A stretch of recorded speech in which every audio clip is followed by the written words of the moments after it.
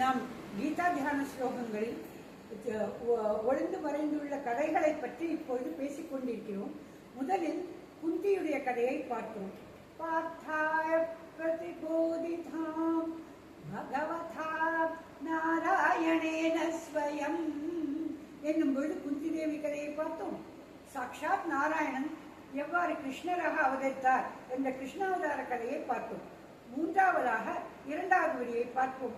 வியாசேன கிரதிதா புராண முனினாம் மத்தியே மகாபாரதம்.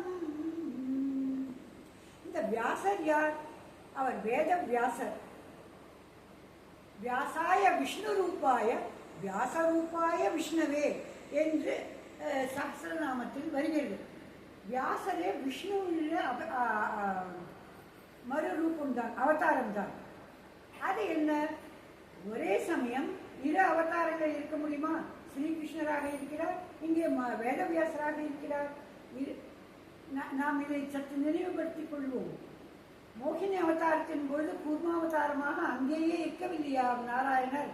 அதனால்தானே அவரை சாக்ஷாத் நாராயணர் என்று சொல்கிறோம்.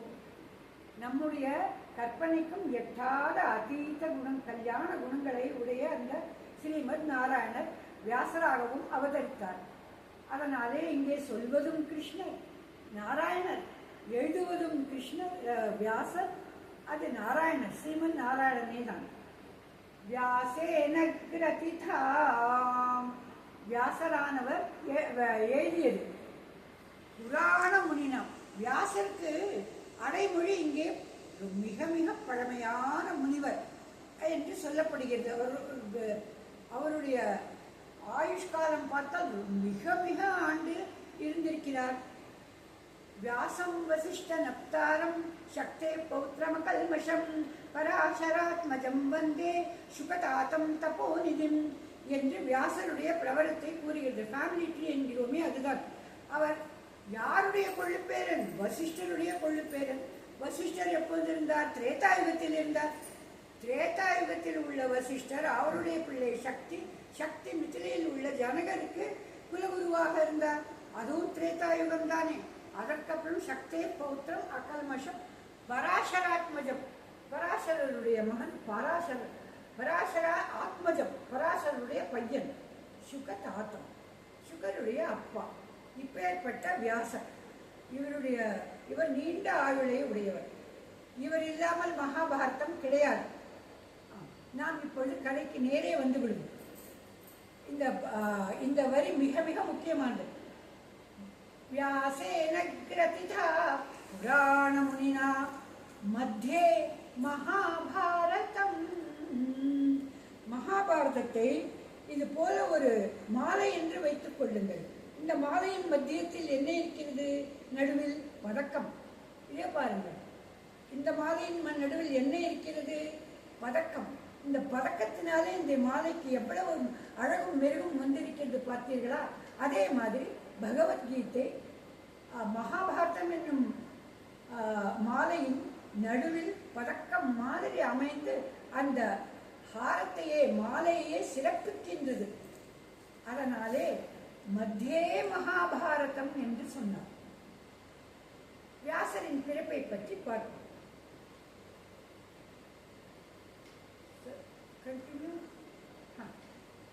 வியாசரின் பிறப்பு முன்னொரு காலத்தில் மகாவிஷ்ணு பராசரருக்கு ஒரு வரம் தந்திருந்தார். அதாவது ஒரு டைம், ஒரு காலம் கொடுத்திருந்தார். இந்த சமயத்தில் நீ சம்போகம் செய்தால் அந்த க்ஷணமே நான் உனக்கு மகனாக பிறப்பேன் என்று. இந்த பராசரர் கொட்டும் மழையிலும் எல்லா பிரயாணங்களிலும் செய்து கங்கை கடற்கரைக்கு வந்த பொழுது அந்த கங்கையில் மத்ஸ்யகந்தி என்னும் மீனவ பெண் படகை ஓட்டி கொண்டிருந்தார். அதனாலே அவர் அவளையே கெஞ்சி கேட்டுக்கொண்டார், அம்மா நீ என்னுடைய இந்த மகனுக்கு அம்மாவாக கடவுள், மகாவிஷ்ணுவே அவதாரம் எடுக்கப் போகிறார் என்று. அவளோ மறுத்துவிட்டார். இவ்வளவு பெரிய பராசர முனிவர் கேட்கிறாரே என்று கொஞ்சமாவது யோசித்தாளா? இல்லை இல்லை. அவள் சொன்னால் முடியாது, நான் யார் கண்ணிலும் படக்கூடாது, அப்படி இருந்தால் சரி. சரி, அவ்வளவுதானே. இதோ நதி இருக்கிறது இல்லையா, இங்கே ஒரு தீவு அமைக்கிறேன் என்று தீபம் அமைத்தார். தீவு அமைத்தால் போதுமா? யார் கண்ணிலும் படாமல் இருக்க வேண்டும், அங்கே இருட்டி இருக்க வேண்டும் என்று நிபந்தனை போட்டார்.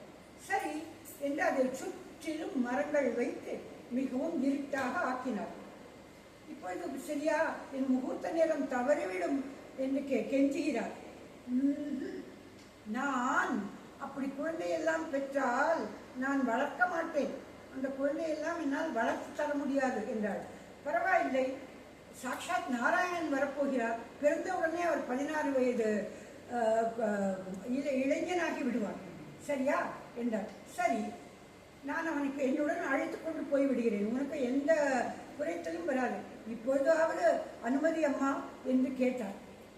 அதெல்லாம் கிடையாது, நான் குழந்தையெல்லாம் பெற்றால் நான் திரும்பவும் கன்னியாக வேண்டும், அந்த வரமும் தாருங்கள் என்றார். சரி, கேட்டதையெல்லாம் தந்தார். அடுத்த க்ஷணம் அங்கே இருள் சூழ்ந்தது. அவர் அந்த மத்ஸ்யகந்தியுடன் சம்போகம் செய்து அடுத்த க்ஷணமே குழந்தை பெற்று அந்த குழந்தை 16 வயது உள்ள வேதவியாசராக மாறியது. அப்பொழுது அவர் பெயர் வேதவியாசர் இல்லை, கிருஷ்ண துவைபாயனர்.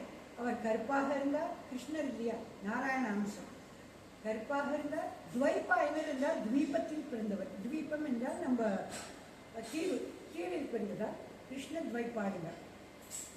இந்த மத்ஸ்யகந்தியை பற்றி அந்த கதை எல்லாரும் அறிய வேண்டிய ஒன்று. எல்லாருக்கும் வசிஷ்டரின் கொள்ளு பேரன், சக்தியின் பேரன், சக்தி பௌத்திர மக்கள் மற்றும் பராசரனின் மைந்தன் என்று எல்லாரும் பெரிய பெரிய வேத பண்டிதரும் ஞான வித்துக்களுடைய அம்சம் என்று வேதவியாசரை தெரிகிறது. அவருடைய அம்மாவளி என்ன, வெறும் மீனவ பெண்கள் என்று நினைத்து கொண்டிருக்கிறோமா? அவள் சாதா மீனவ பெண்ணே இல்லை. மத்ஸ்யகந்தியின் கதையை பார்ப்போமா? இதுவும் இந்த ஒரு வரியில் சுற்றி வைக்கப்பட்ட ஒரு பெட்டகம். இதை திறந்து பார்ப்போம். மத்ஸ்யகந்தியுடைய அம்மா ஆத்ரிகா என்னும் அப்சரஸ். அந்த அப்சரஸை ஏதோ முனிவர் தேவலோகத்தில் சபித்ததால் அவர் முதலையாக மாறி அங்கே கீழே நதியில் விழுந்து விட்டார். அப்பொழுது அந்த நாட்டு அரசன் வேறு அரசனுடன் போருக்கு சென்றிருந்தார். போருக்கு சென்ற பொழுது அந்த காலத்தில் வேறு வேறு வகையான குழந்தை பிறப்பு முறைகள் இருந்திருக்கின்றன. அவன் தன்னுடைய விந்துவை தன் பெண்டாட்டிக்கு மனைவிக்கு அனுப்புவதற்காக ஒரு பேழையில் வைத்து அதை ஒரு கழுகின் இறக்கையில் கட்டி அந்த கழுகை தன்னுடைய அரண்மனைக்கு செல்லுமாறு பண்ணித்தான். அந்த கழுகு செல்லும் வழியில் இன்னொரு கழுகு வந்து அதனுடன் சண்டை போட்டது. அது சரியாக அந்த நதியின் மேலே இருந்த அந்த முதலைக்கு, ஆத்ரிகா என்ற முதலை இருக்கிறது, அந்த முதலைக்கு நேராக மேலே வந்து அது அந்த பேழையை கொட்டிவிட்டது. அந்த பேழையில் உள்ள விந்து இந்த முதலையின் வாய்க்குள் விழுந்த முதலை கர்ப்பம் தரித்தது. இது அப்சரசின் குழந்தைகள். அதிலே அவளுடைய அந்த முதலையை ஒரு மீனவன் எடுத்துக்கொண்டு போய் அறுத்து பார்க்கும்போது அதற்குள்ளே 2 மனித குழந்தைகள் இருக்கின்றன, ஒன்று ஆண் ஒன்று பெண். இவன் அப்படியே விலவிலத்து போய்விட்டான் அந்த மீனவன். இது அரசரை சேர்ந்தது, முதலையின் பயத்தில் மனித குழந்தைகளா, அதுவும் நன்றாக வளர்ந்த இவ்வளவு அழகிய குழந்தைகள். 2 பேரையும் கொண்டு போய் அரசனுக்கு கொடுத்தான். அது அரசனுடைய குழந்தைகள். அந்த மத்ஸ்யகந்தி மீனவ பெண் இல்லை, அப்சரஸ் அம்மாவிற்கும் அந்த நாட்டு அரசனுக்கும் சத்திரிய அரசனுக்கும் பிறந்த பெண். அம்மாவின் வகையும் ஏப்பை சாப்பை இல்லை வேதவியாசருக்கு. பிறகு அந்த பெண்ணை என்ன செய்தார், மீனவ பெண்ணை மீனவரிடம் கொடுத்து நீயே வளர்த்துக்கொள். அவருக்கு தெரியாது ராஜாவுக்கு தன்னுடைய பெண் என்று. தன் பையனை தானே வளர்த்து மத்ஸ்யம் என்று ஒரு இது ராஜ்யம் செய்து அதற்கு மகுடாபிஷேகம் செய்தார். மத்ஸ்யத்திலிருந்து வந்த பையன். அதனால் அந்த மத்ஸ்யம் என்னும் ராஜ்யம் நம் இந்த கலியுகத்திலும் சர்தார் வல்லபாய் பட்டேல் எல்லா ராஜ்யங்களையும் இணைக்கும் போது மத்ஸ்ய ராஜ்யத்தையும் இணைத்தார் என்று இருக்கிறது. நீங்கள் வரலாற்றை சான்று பாருங்கள். இது எதுவுமே மைத்தாலஜி என்னும் மித் இல்லை, சரித்திர சம்பவம் என்பதை புரிந்து கொள்வீர்கள். அரசன். இந்த ராஜாவுடைய மகன்.